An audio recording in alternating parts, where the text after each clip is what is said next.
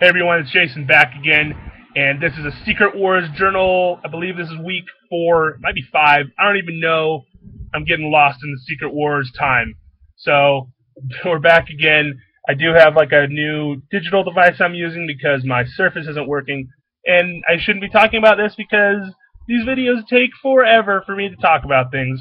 So there's a million books this week. I'm going to be pretty short with some of them. I'm going to be pretty extensive with some of them. We're already at 30 seconds. I gotta get going. So, let's start with Mrs. Deadpool and the Howling Commandos. Alright. A lot of people know Jason Inibukasaurus. He's not into the Deadpool. He used to really like Deadpool when he was like a teenager, but he doesn't really care much for Deadpool anymore. This is about Deadpool's dead. He dies at the beginning of the comic again. He makes a joke about it. Lots of jokes in these books. And basically, it follows around his wife, I guess, is a vampire, and she's like working for a vampire lord.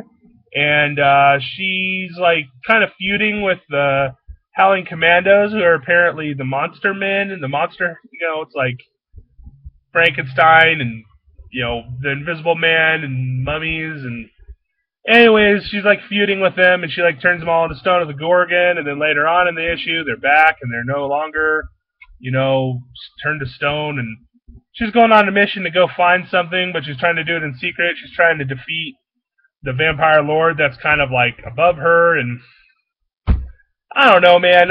What does this have to do with stuff? I have no clue. I don't know what it has to do with the Secret Wars. It's a Deadpool book. Congratulations, Deadpool fans. You're gonna really have to wow me. The nice part about this book is like Deadpool's telling the story. He's dead, and alright, so it's hard for me to get behind that one, but this one I can get totally behind, even though I don't like these kind of vehicles. Boom, Ghost Racers. So Ghost Racers #1, one of my picks to click this week. This is a totally sweet book. I could probably talk about this for 10 minutes. I'm going to not do that. Ghost Racers is in the Colosseum. That's right, it has an official name. I keep calling it the Gladiatorial Combat. No, it's the Colosseum, and my main man Arcade is in charge. And Arcade, he's got long flowing red locks in his white suit, and he's just like, I am the leader of this Colosseum, and you are going to die one day in glorious combat. And so picture a Colosseum where instead of, the Circus Maximus where you have people on, wagons and stuff fighting each other, it's Ghost Riders. They're all Ghost Riders, and these guys, they can be spirited up, and they're like all cool ghosts, and then they spirit them down, and then they torture them after they race them, and it's a race of awesomeness. It's just cool, and it has the new Ghost Rider character in there who I could not have cared a single lick about, but in this book, I care about him. I'm totally into this guy. He likes to hang out with this kid. He's winning for now, but Arcade has plans. Arcade is in control of everything, so this totally ties into everything going on with the Secret Wars, with the Colosseum. I am hoping that Ghost Rider maintains its coolness, because normally it doesn't. Are you ready to go into the danger zone? I am. Boom. Captain Marvel and the Carol Corps. So in this one, Captain Marvel, she can fly around, and she's in the place called Hala. All right, the Hala Field, which Hala is a reference to the Kree. And so she works there. She's like leading this group of people who fly around in airplanes. And they fly around, they go, and she's like leading them on, and they basically just defend the Hala Field from whatever outside forces that she's being told what to do. But they start to question things. They start questioning God, and by God I mean Doom. They start questioning the existence.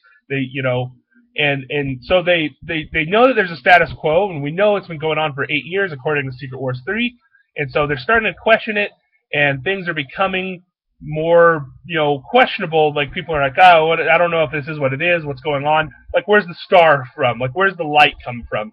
Like, nobody's really talked about that. Well, we know that Johnny Storm is the sun, but she's got a star on her chest, and where does she come from? She doesn't know. There's all these mysteries she has to find out. So now she's being a skeptic for the first time instead of taking everything as it is. The art is good. It's a really interesting book. Kelly Sue DeConnick is writing this book. She's been writing Captain Marvel for the last 2-3 years. Great book. Check this one out if you like Top Gun references, because I do. I like the Danger Zone. I love Top Gun. I love Tom Cruise. If Tom Cruise was like going out with Carol Danvers, you got a comment. Inhumans, Adeline Rising. This is an issue 2. So in this one, last time, like, they were going into this place called the Quiet Room, which is like this like bar that's like kind of in the middle of everything, and like all these people go there to conspire and talk. And so we have some Inhumans that are going there to like talk, and we find out Black Bolt's there, and there's some talking and lots of intrigue going on. And then all of a sudden, out of nowhere, like Kamala Khan shows up. If you know who Kamala Khan is, that's Miss Marvel. So I'm like, immediately my attention is like, oh, I should probably be paying attention to what's going on. I don't even remember her in the first issue, but in this one, she's in it a lot. And there's basically like the long and short of what's going on here is there's like some infighting with the Inhumans. There's like a rebellion that's trying to go on. The Inhumans are trying to get free of something. Matt Murdock from 1602, Matt Murdock CH, he's in here. I don't fully like comprehend and grok the story. Like the narrative line isn't great, but there's really cool stuff happening as Kamala Khan and Daredevil, for crying out loud, and Black Bolt. I mean, these are characters I actually like and care about. So man, if you are, hopefully this Inhumans line keeps going throughout the whole, the all new, all different Marvel Now. I'm sure it will. Last time I did not like Inferno #1. You might have remembered that I wasn't huge on it. This week, however, it gets a lot better. It becomes a lot more interesting. Colossus is basically trying to constantly free Illyana Rasputin, his sister, because she's become an evil demon chick. And now Colossus is working with the Baroness Madeline Pryor. And Madeline Pryor gives him a sword that only a demon could wield, and Colossus's arm got all like demonized in the last issue. And so he's like working out a deal to work with Madeline Pryor to basically wrest control of Inferno from his sister, who he wants to free. And he's working with Madeline Pryor, the Baroness of this area, to kind of like make sure she wrests control. She has complete dominance over Inferno as well as the place that they're in.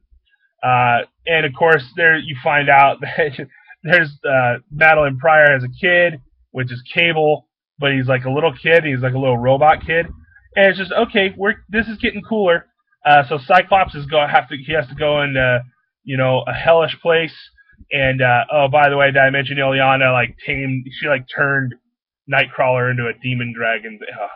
Cool stuff. It's actually getting a lot better. Inferno #2. Definitely check this one out. Maybe go back and read the first one. They're having a lot of fun. Good 90s schlock. There's just a million books. Secret Wars Journal. Issue #2. So this is usually just one-off stories, still doing the same thing. The first one, I just need to remind myself, is a weird story about Misty Knight and Paladin. They are heroes for hire. Don't really care too much about them, but they're kind of running around, I think it's Killville, which Killville is Killville is where MODOK is from.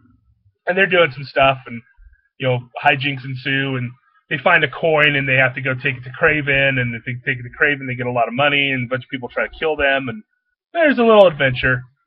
Don't really know how it ties into stuff, but it definitely is involved in, the whole battle world. However, the second story is legit. So the second story is about Bar Sinister, which we haven't really learned much about. That's Mr. Sinister in his land. He's the Baron of his land. We've learned about him from Secret Wars #2. And in this one, this story is about Elektra, who is called the Collectra. She collects things, animals and such, and she brings them in, and they like to eat them. And then Daredevil, who has no sight, but he has excellent smell and sense of smell, he's the cook to Bar Sinister. And for a very long time, he's friends with his girlfriend. His girlfriend's Elektra, and he loves her. And so basically, he's conspiring to overthrow Mr. Sinister. This version of Daredevil in the Sinister Land. Pretty cool. So, Secret Wars Journal, still, 2 one-off stories. They're still doing a decent job, having fun with those. Just a million books here, let it go. Secret Wars 2099. This is getting a little better, too, a little more involved. I don't really have too much to say about it right now, except that Savage 29 Hulk shows up at the end. I'm reading these, but I'm not man, 2099, this is the one to get. Please, you don't have to get this. So if you like 2099, you're going to like stuff. If you like what's going on with the Captain America, who doesn't have control over her senses, the female Captain America, it might be something that's for you. I don't know. Uh, whew. Marvel Zombies Battle World.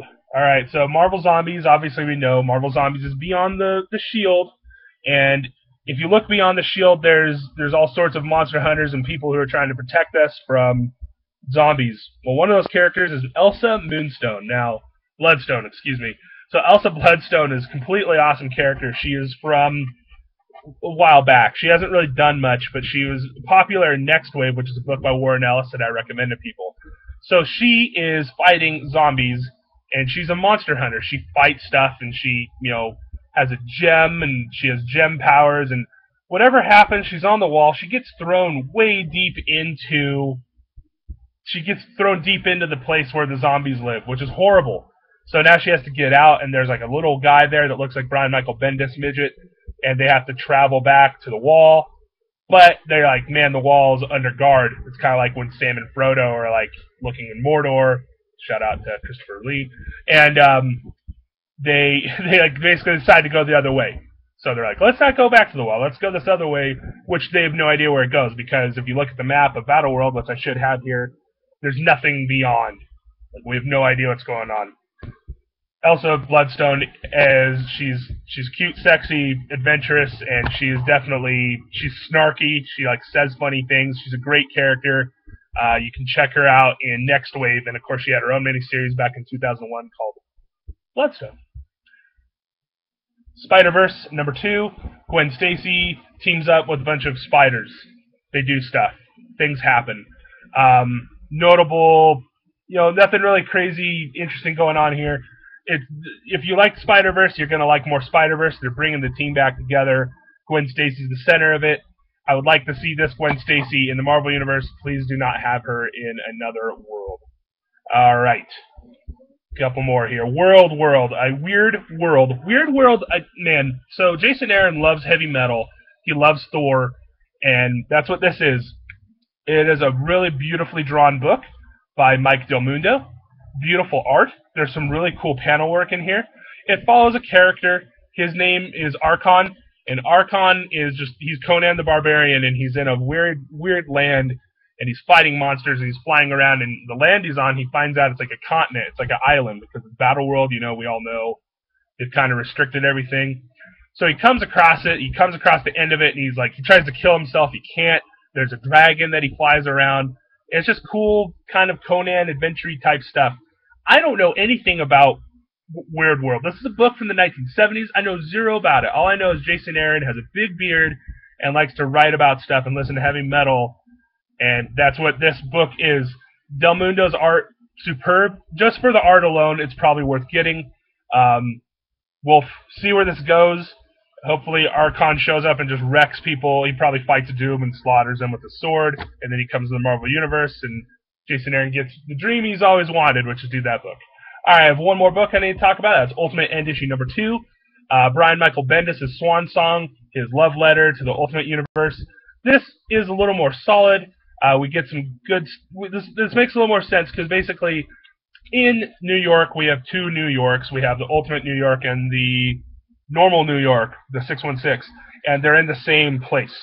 And what's going on here is there's two different versions of everybody. So I know there's like so many versions of everybody in Secret Wars, but this is literally like we have Tony Stark and we have Tony Stark. We have Bruce Banner, we have Bruce Banner. We have Peter Parker. There's only one Peter Parker because Ultimate Peter Parker is dead. So we have all these characters and they're interacting and they're trying to figure out what's going on. And in the middle of this issue, you have Hulk fight Grey Hulk from the Ultimate Universe, who's Grey, and Green Hulk from the 616. So Ultimate End is coming to an end. They're colliding and fighting and shenanigans. Bendis and Bagley in their last collaboration together. Well, probably not ever, but of the Ultimate Universe. So, Secret Wars is still going along. As you kind of got the idea, I'm still big on a lot of the stuff here, and there's a couple books that I don't really, Deadpool and, 2099. We could do without some of those, but otherwise, big positive thumbs up for a lot of these books. So come on down to Grand Slam, check these out. We have two stores. We have one in Loveland, Colorado, 1730 West Eisenhower, and of course the one in Greeley on 11th Avenue and US 34 West in the University Square. We've got all these books, so many of these books and more. We will fill you in and come talk to us about Secret Wars. Me and Kevin love talking about Secret Wars. Thanks for tuning in. I'll see you next time. Hopefully next week.